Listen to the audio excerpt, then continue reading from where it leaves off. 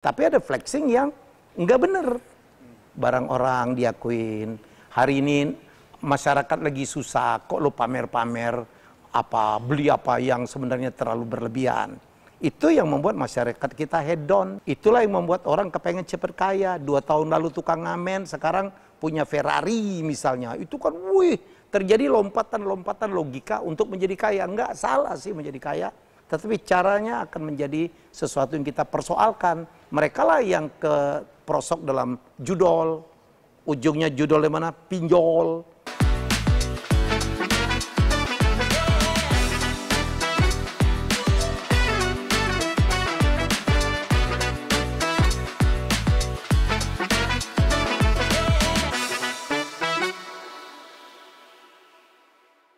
Halo sahabat Kata-Data, hari ini kita kembali bersama dengan Gen S, Generasi Solusi. Dan kita hari ini akan membahas tema yang sangat menarik sekali mengenai media sosial. Jadi perkembangan media sangat pesat. Dalam beberapa tahun terakhir, kita berada pada masa new media, di mana perkembangan media sosial berkembang dengan sangat cepat sekali. Perkembangan ini turut mempengaruhi perilaku audiens di dunia nyata. Ada yang menggunakan media sosial untuk hal positif, tapi banyak juga yang menggunakan media sosial tanpa etika. Lalu seperti apa kita harus menyikapi era new media ini? Sahabat Kata-Data, selamat datang di podcast Gen S, Generasi Solusi, sebuah ruang diskusi mengenai berbagai permasalahan di masyarakat hingga solusi yang muncul dalam mengatasi permasalahan tersebut. Saya Ade Wahyudi ditemani oleh Yoris Sebastian. Mas Yoris, ini kita akan membahas mengenai perkembangan media, terutama perkembangan cepat dari media sosial yang juga selain membawa dampak positif, ada juga dampak negatif yang harus kemudian diatasi, karena ini muncul sangat masif sekali. Ada sebuah riset yang dilakukan oleh Universitas Indonesia pada tahun 2021 yang menemukan bahwa bullying di media sosial itu berlangsung dengan sangat masif. Akibatnya, 95,4% remaja usia 16 sampai 24 tahun ini pernah mengalami gejala kecemasan karena online bullying. UI ya? Iya, tidak hanya online bullying, tapi juga muncul fenomena-fenomena lain. Ada flexing, ada berkembangnya hoax dengan sangat pesat sekali. Nah, kita di sini akan berbincang dengan ahlinya, dengan suhu media lah kira-kira gitu ya. Betul. Ada Mas Helmi Yahya. Selamat datang Mas Helmi. Terima kasih udah diundang. Ada generasi Gen S, lo bikin generasi baru. Wow, ini generasi solusi. Kita bikin generasi solusi. Jadi tidak hanya bicara masalah, tapi kita bicara solusinya. Oke, apa. Setuju. Nah, jadi Mas Helmi, bagaimana Mas Helmi melihat fenomena ini? Media sosial berkembang sangat cepat. Ada banyak dampak negatif yang ditimbulkan. Bagaimana Anda melihat soal ini? Iya, dulu kalau kita media konvensional ya, dulu TV, koran, radio, itu ngaturnya enak. Ada dewan pers, ada apa gitu, untuk mendirikan itu izinnya cukup ketat ya. Dulu zaman ada siup lebih gila lagi loh. Jadi menurut saya, tapi setelah media sosial muncul gitu, uncontrollable. Ada satu orang kayak Soleh Solihun itu, kan cuma dia sendiri itu. Yang syuting dia, yang ngedit dia gitu. Dan juga bisa mengklaim sebagai sebuah media. Orang-orang di gunung, orang-orang di kampung gitu bisa. Jadi bagaimana kontrolnya? Jadi menurut saya udah tiba saatnya, menurut saya kita agak atur nih. Nggak bisa lagi seenak-enaknya ngatain orang, memfitnah orang, hoax gitu. Apalagi sekarang eranya post-truth ya. Di Amerika aja masih terjadi tuh post-truth, zamannya Trump pertama gitu. Jadi post-truth itu satu kebohongan yang dilakukan terus-menerus akan dianggap sebuah kebenaran gitu. Apalagi kalau orang yang benar itu nggak ngomong. Itu yang disebut dengan silent majority. Dan berbagai negara itu udah mulai ngatur. Indonesia tuh nggak bisa kita begini kebablasan. Konten saya kemarin dipelintir-pelintir, saya dikira nyindir, dikira apa gitu. Padahal maksudnya tidak gitu. Jadi orang melakukan fitnah. Jadi udah tiba saatnya menurut saya untuk kepentingan kita ke depan. Kita udah ketinggalan jauh nih Mas Yoris. Betul. Ketinggalan jauh kita. Kita udah mulai dilewatin Vietnam. Filipina yang dulu kita hina-hina, sekarang ekonomi growth-nya udah lebih baik dari kita. Malaysia yang kita hina-hina, sekarang udah mulai jauh di depan. Jangan lagi ngomong dengan Singapura. Jadi menurut saya, ayo kita bereskan nih. Karena postingan-postingan di medsos itu ya, mulai dari di Twitter, apa IG, apa YouTube, ya, dan online itu sekarang kan menguasain apa ya perhatian waktu dari banyak Karena semua orang ada di situ ya, semua orang di situ lah. melihat Mereka media udah nggak baca sosial. koran, mereka udah nggak nonton TV, mereka bahkan sudah tidak berkomunikasi. Lo bayangin nih kita ada 6 orang misalnya di MRT gitu, kan semuanya nonton begini nih. Ya, jadi udah gak ada eye contact, ya, udah nggak nelpon, ya semuanya nonton. Jadi Gita Wirjawan tuh gue suka banget. Jadi dunia ini hancur pada saat di medsos ditemukan tombol like and share. Iya. Tapi Jadi, ada iya. dampak positifnya dong pasti. media Positifnya sosial. ada, persis. banyak. Nah kalau gitu bagaimana kita memaksimalkan positifnya itu, tapi kita mulai apa ya mengedukasi masyarakat supaya jangan negatif dah.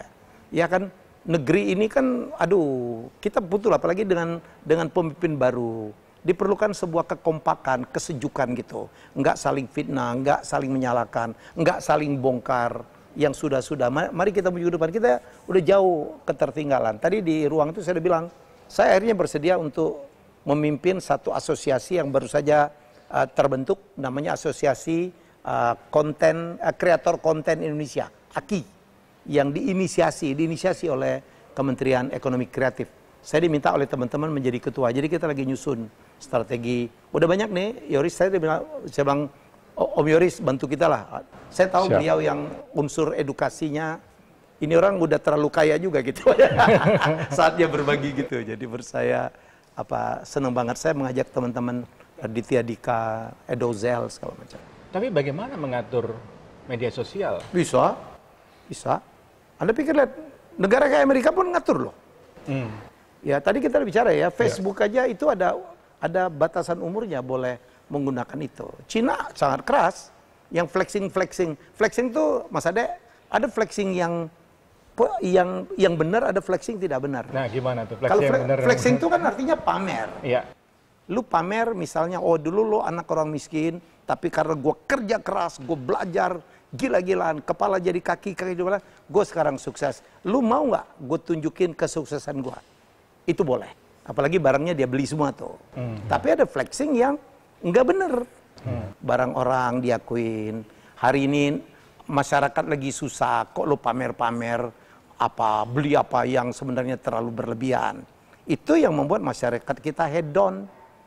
Itulah yang membuat orang kepengen cepat kaya. 2 tahun lalu tukang ngamen, sekarang punya Ferrari misalnya. Itu kan, terjadi lompatan-lompatan logika untuk menjadi kaya. Enggak salah sih menjadi kaya. Tetapi caranya akan menjadi sesuatu yang kita persoalkan. Mereka lah yang keprosok dalam judol. Ujungnya judol di mana? Pinjol.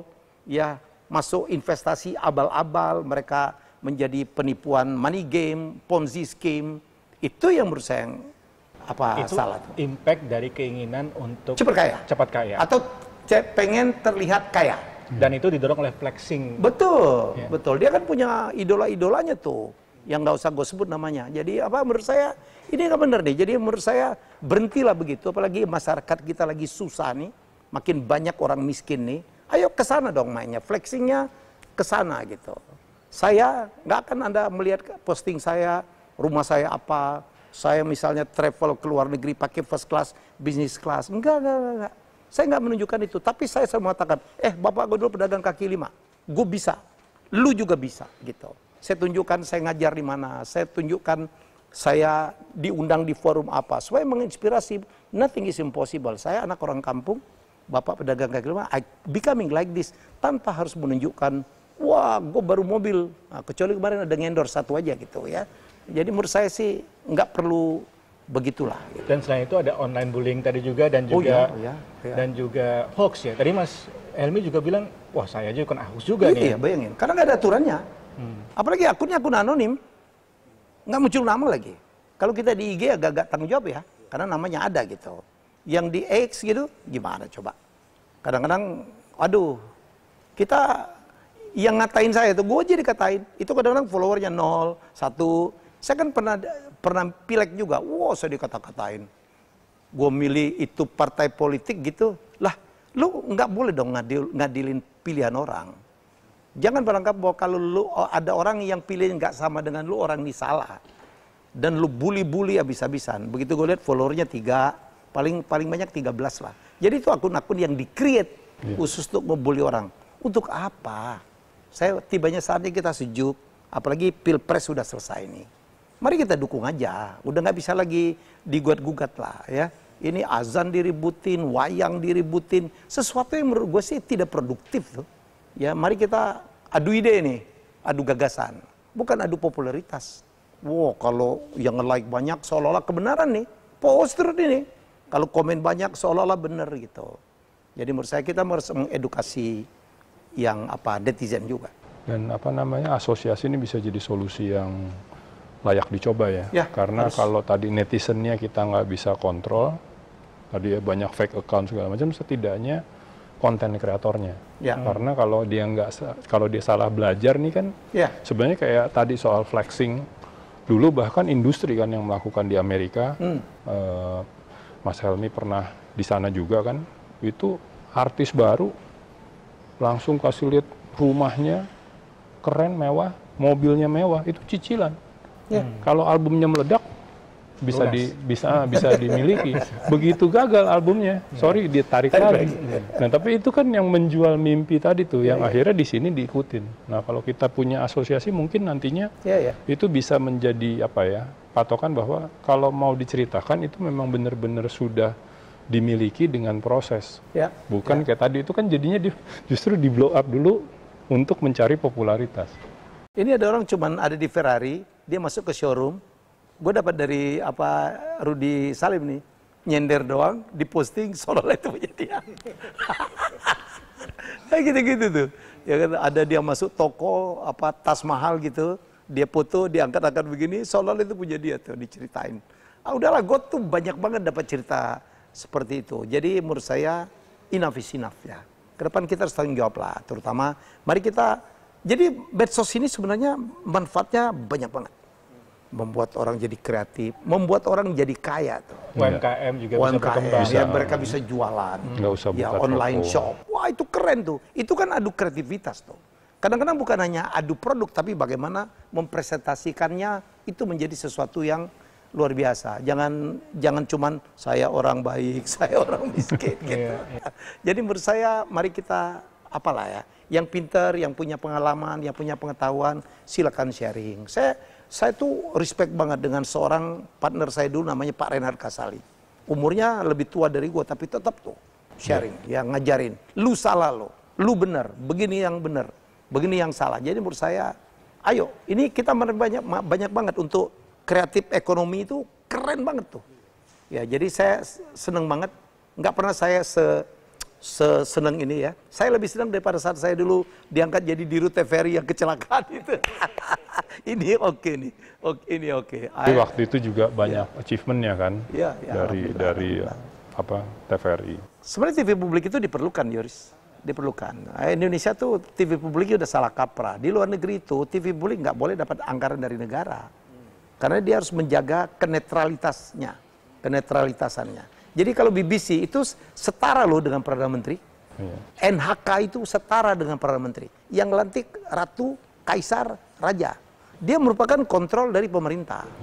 Dan uangnya dapat dari BBC? Iya, BBC itu dari iuran publik. Iya, penjualan televisi. Iuran yang publik dulu tuh. Orde Baru pernah diterapkan. Ada dong. Itu benar sebenarnya. Retribusi. Lu dulu sepeda juga bayar deh. Radio benar. Bayar. Peneng namanya ya. Peneng ya. Jadi iuran TVRI dulu Mega Tamaraya. Itu udah benar supaya dia independen. Dia mengontrol pemerintah. Nah kalau duitnya dari pemerintah gimana? Itu bosnya. Tapi balik lagi ke media sosial ya. Tadi kan Mas Helmi bilang bahwa ada asosiasi baru dibentuk, asosiasi konten kreator ini ya.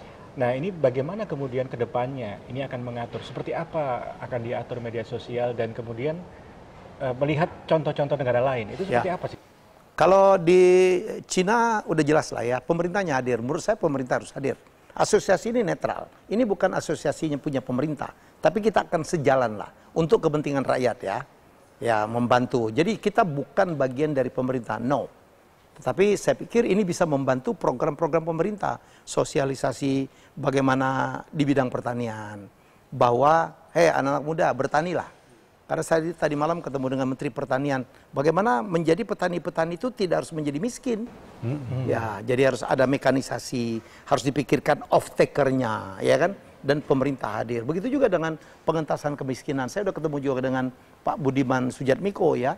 Kita ngobrol lah bagaimana kita mencari solusi entrepreneurship. Ya kan kita bisa tularkan itu. Entrepreneurship yang sesuai gitu. Ya jangan ketinggian juga, orang nggak ngerti digital, ngajar digital di kampung-kampung. Nggak usah gitulah. Jadi menurut saya, walaupun pelan-pelan kita edukasi, kita bisa membantu banyak hal ke UMKM. Ya itu penting tuh. Kita ajarin medsos, sosial media dengan contoh-contohnya. Saya pikir kita berharap banyak lah. Jadi nggak hanya cuman saling fitnah, saling menjatuhkan gitu. Saya pikir kita akan ke sana, kita akan mengedukasi ya konten kita baru dan kita akan memberikan kode etik dan kemudian kita akan bikin perlindungan kalau terjadi masalah-masalah. Kode etik itu penting ya? Oh penting. Selama ini kan media sosial influencer tidak bekerja dalam sebuah tatanan kode etik. Betul, tidak seperti media konvensional ya.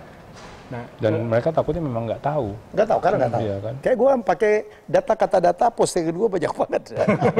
Gue Terima kasih. Izin repost ya, kadang-kadang lupa juga. Jadi itu melanggar kode etik gue. Nah, ya, pemerintah juga berencana kan membatasi usia pengguna sosial media. Ini juga sudah dilakukan di negara-negara lain juga. Australia? Kan, Australia 16 tahun ke bawah tidak boleh bermedsos.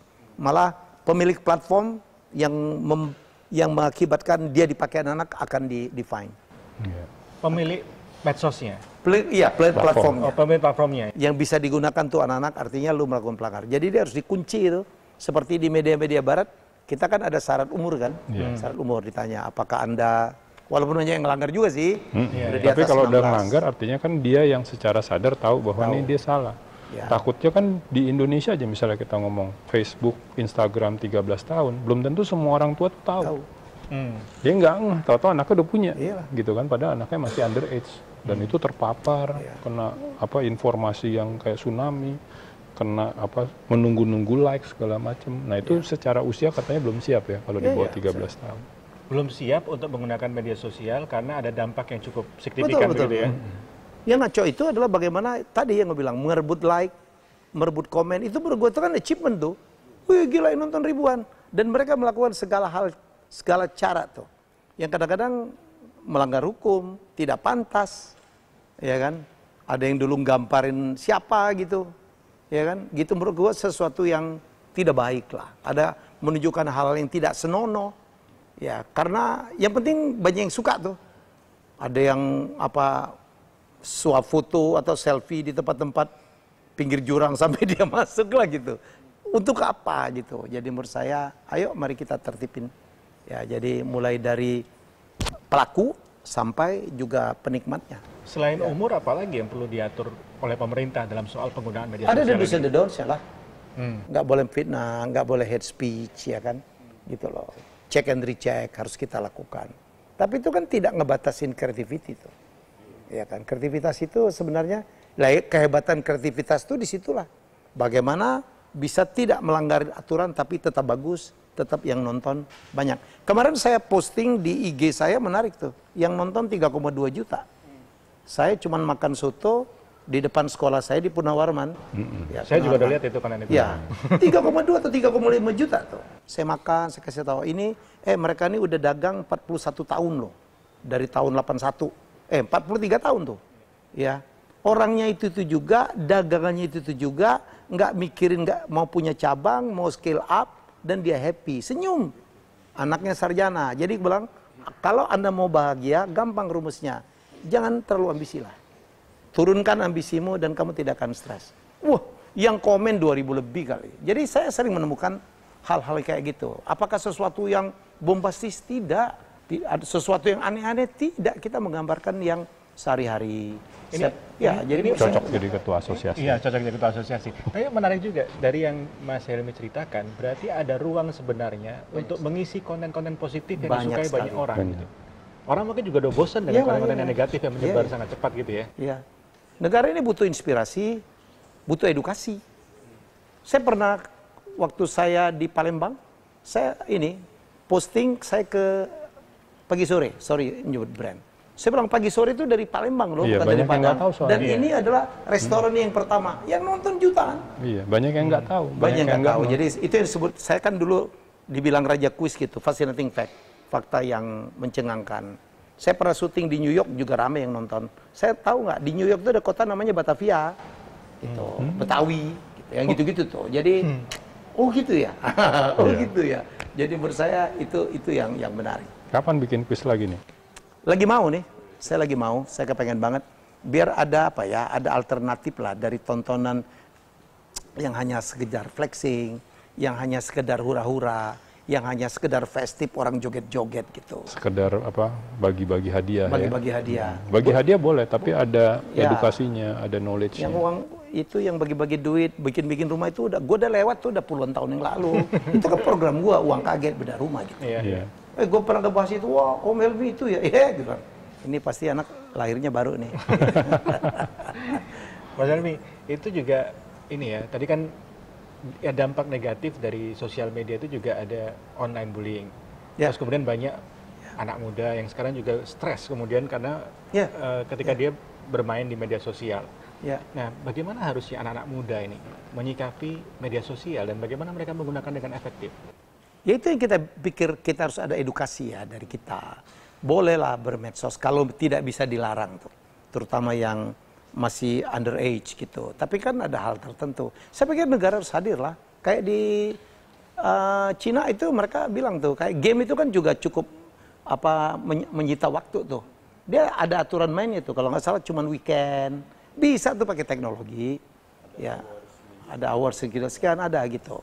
Ya dengan pengawasan orang tua gitu ya, bisa itu. Dan bisa dari ininya udah bisa lah, mungkin dari aplikasinya saya pikir udah bisa gitu. Jadi ini yang menurut saya kita harus wajib perjuangkan untuk orang ahli-ahli IT.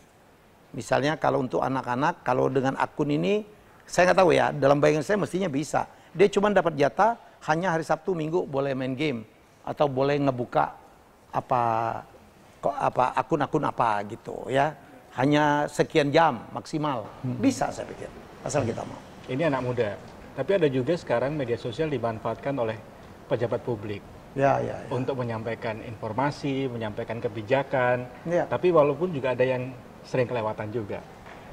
Nah, bagaimana Anda melihat fenomena ini? Selalu bagus.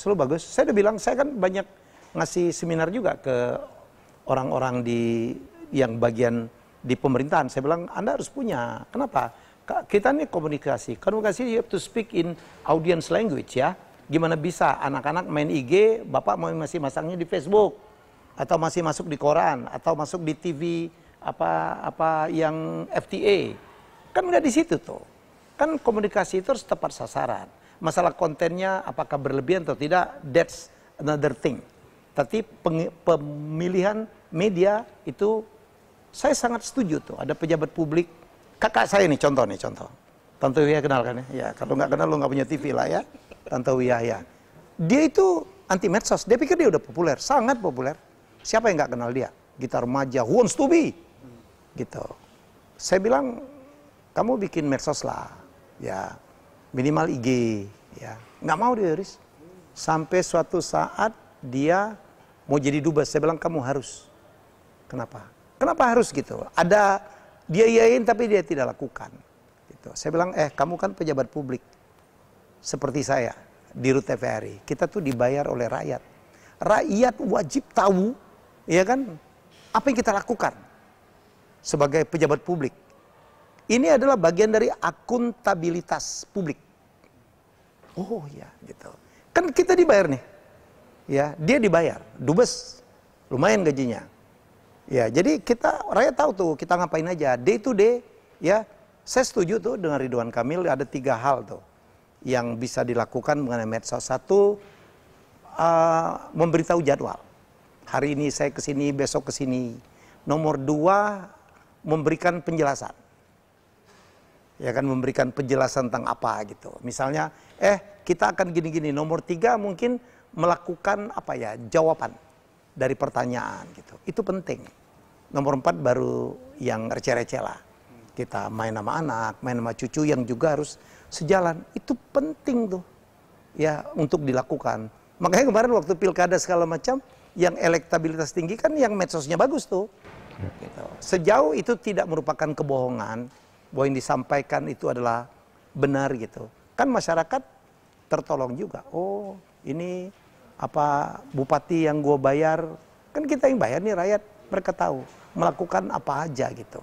Dan lagi-lagi ini adalah bagian dari akuntabilitas publik. Jadi menurut saya menarik nih, apalagi kalau semuanya itu. Tapi jangan flexing-flexing yang nggak karu-karuan gitu ya.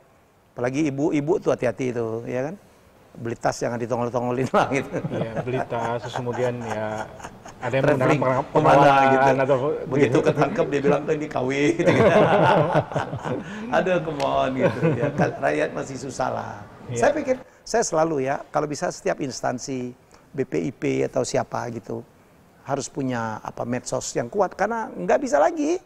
Jangan senang cuman masuk di TV, yang nonton mah teman-teman dia aja tuh. Objek komunikasinya belum tentu sama dengan apa yang kita pakai medianya. Gimana Mas Yoris? Pejabat publik yang harus punya media sosial yang cukup kuat. Iya, tapi ya itu tadi, saya sangat setuju sih, harus ada, tapi juga mungkin harus ada pembekalan ya. Betul. Karena kita lihat sendiri kan, ada banyak kegaduhan nih baru-baru ini. Ya itu. Ada apa namanya, itulah ya. influencer lah ya, tapi juga dia mungkin lupa udah jadi pejabat publik, terus tampil di LA. Nah itu yang harus hati-hati sih. Karena kalau tidak dikasih apa ya rambu-rambunya, ya itu viral. Sekarang kan nggak harus yang punya follower banyak, itu yang posting itu followernya sedikit, tapi langsung di pick up gila-gilaan. Mereka harus memahami posisi mereka sebagai pejabat publik, apa yang bisa dilakukan dan apa yang tidak bisa dilakukan. Setuju. Begitu jadi pejabat publik, banyak sekali yang tidak bisa dilakukan. Saya dari seorang selebriti, ya kan, begitu saya jadi dirut TVRI, pejabat publik nih, karena digaji oleh negara, ya nggak boleh tampil di TV lain, nggak boleh jadi pengurus perusahaan lain, nggak boleh jadi bintang iklan. Dan apa istri saya kalau ikut sama saya juga harus bayar sendiri gitu. Ada ininya gitu. Nah, hal-hal itu tahu sendiri atau ada yang nggak tahu? Saya. Oh, kalau saya sih karena saya kan anak stan, saya udah tahu. Saya dulu meriksa begituan, Yoris. Bahwa mobil dinas saya nggak boleh dipakai untuk kepentingan pribadi. Misalnya nganter anak saya sekolah, nggak bisa. Ya, sopir saya yang dibayarin oleh negara nggak boleh juga dipakai yang enggak. Saya dulu bahkan ya waktu saya jadi dirut TVRI, suatu hari istri saya ikut kunjungan ke satu daerah, tiketnya saya bayar sendiri dan saya bilangin, istri saya tiketnya saya beliin pribadi loh. Dia ini cuma numpang paling tidur satu kamar doang sama gua. Kalau nggak ada juga kan sama aja. Iya.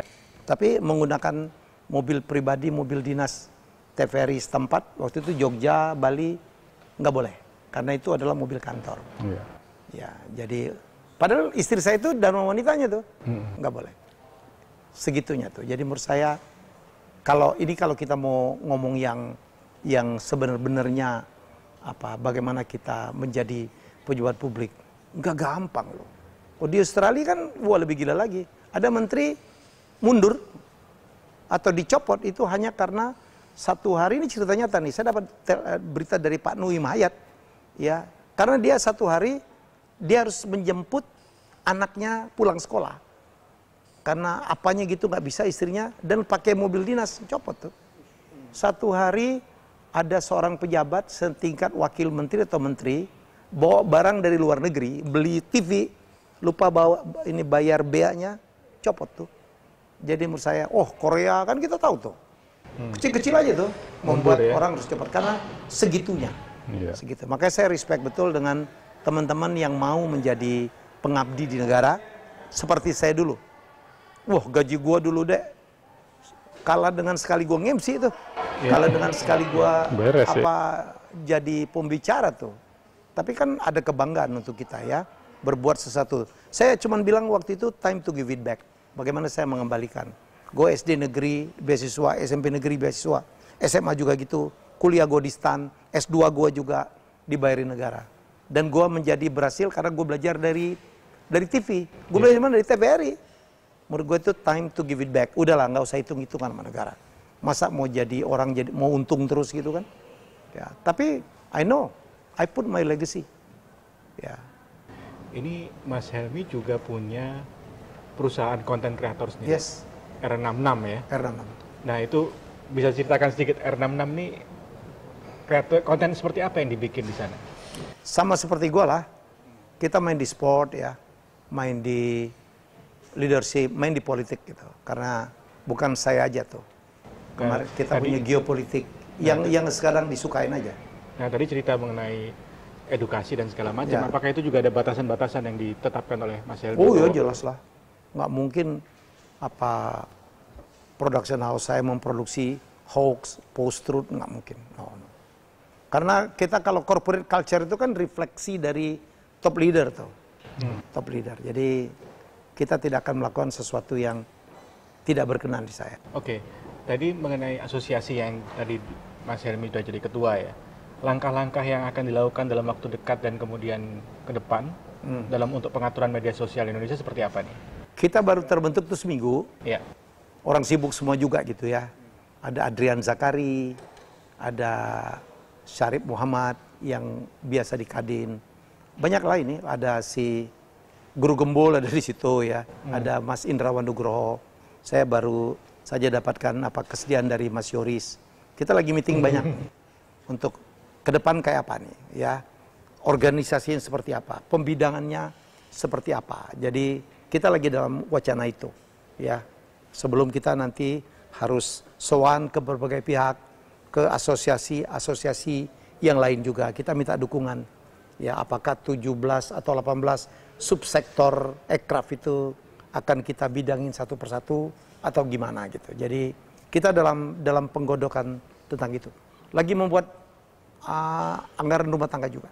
Termasuk kode etik nanti juga akan digodok di situ. Itu utama tuh. Satu asosiasi harus punya kode etik dong. Harus ada aturan kan. Gitu. Jadi kita berharap semua bergabung. Udah banyak sekali bergabung. Jawa Timur udah terbentuk. Berapa daerah juga ingin menggabungkan diri. Menurut saya satu hal yang menarik bahwa profesi seorang kreator konten atau konten kreator itu sudah diakui oleh pemerintah. Ya, itu dulu tuh. Ya, jadi kita bisa melangkahnya lebih enak lagi ke depan dah. Ya, kita kerjasama lintas sektoral dengan kementerian yang lain, ke Komdigi misalnya ya kan, masalah penertiban akun-akun atau konten creator yang bandel-bandel gitu. Mungkin kita bisa kita bina atau dikasih tahu karena mereka nggak tahu kalau itu yang apa tidak boleh gitu. Jadi menurut saya PR kita banyak, edukasi menjadi penting.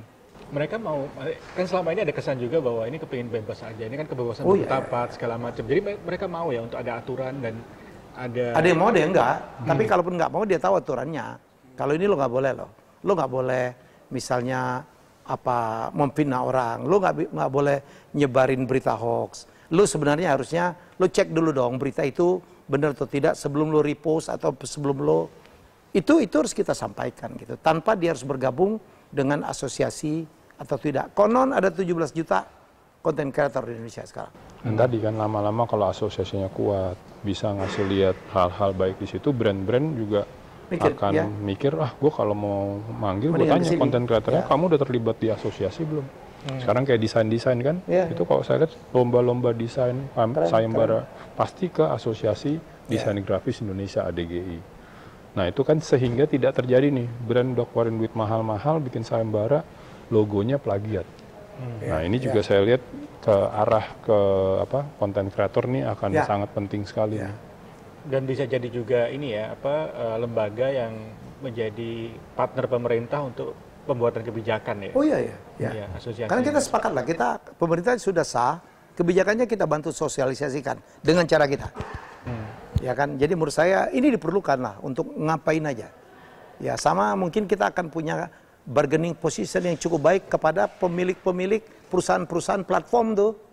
Yang selama ini mendapatkan untung tuh. Ada dong. Benar. Misalnya dana pembinaan. Betul. Atau apa gitu. Atau kalau ada proyek apa kayak YouTube, kayak Google gitu. Kan dia mendapatkan rezeki dari sini nih. Dari activity ini. Mungkin kita bikinkan kolaborasi untuk para ada anggota. Negosiasi yang setara antara konten kreator dengan pemilik platform. Ngambil untung orang yang membantu lu tidak pernah dipikirkan.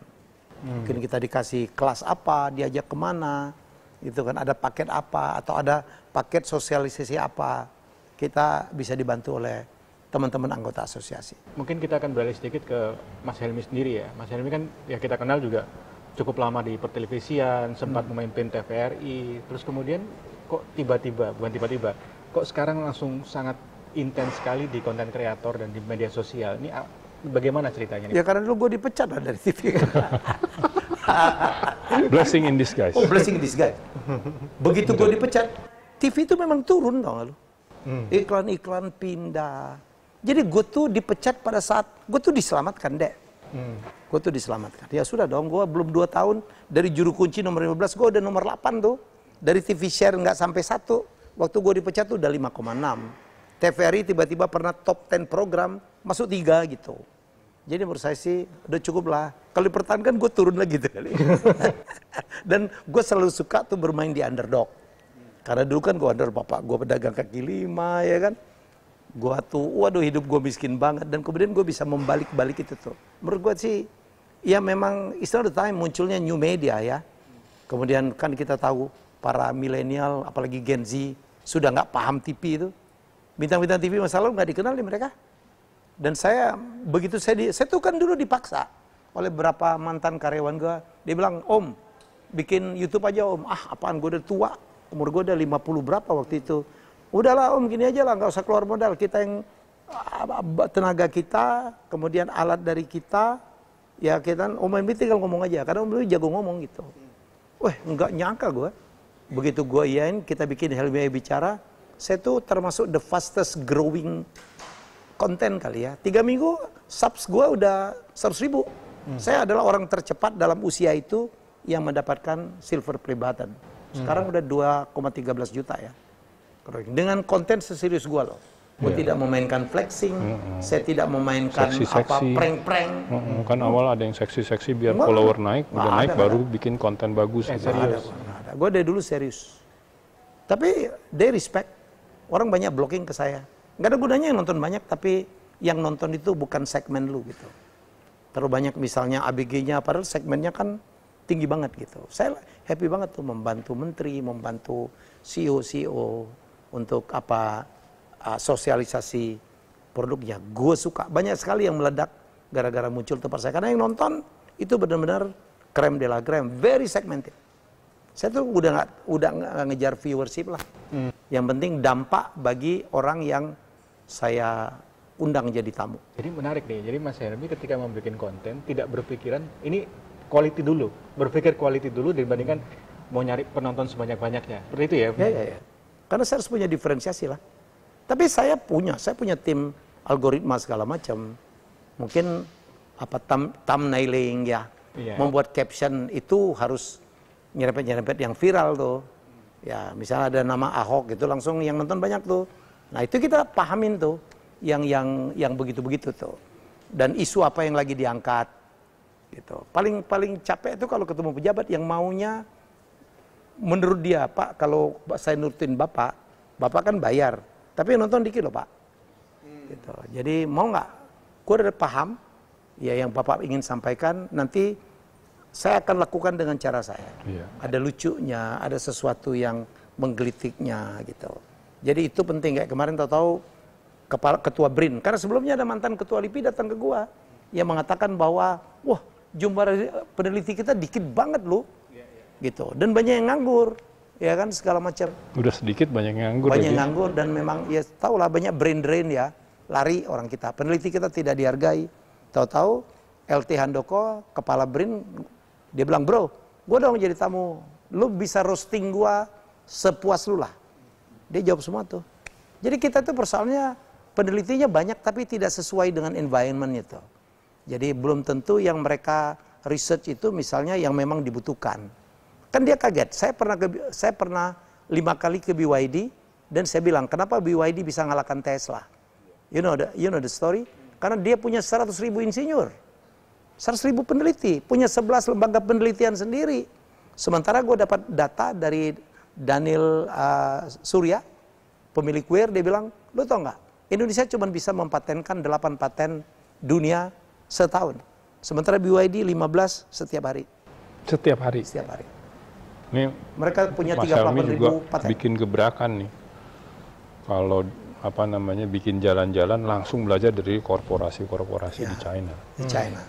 Kan dulu Nabi Dek bilang, tuntutlah ilmu sampai negeri Cina. Sekarang perusahaan Amerika udah kalah sama Cina. 7 dari 10 industri strategis dunia itu udah kuasain oleh China. Termasuk mobil listrik lah. Dan jadi, China tuh banyak terobosan ya. Kayak algoritmanya TikTok dipakai Instagram. Terus Disneyland juga sistem pricing yang dilakukan di Disneyland Shanghai sekarang diterapin di seluruh dunia. Gila ya, Cina itu 40 tahun yang lalu tuh, wah Indonesia lebih maju lah. Bau, uneducated, jorok, beludah gitu. Pakai bahasanya bahasa China, yang orang nggak banyak ngerti internasional. Aksaranya juga aksara China. Gila loh.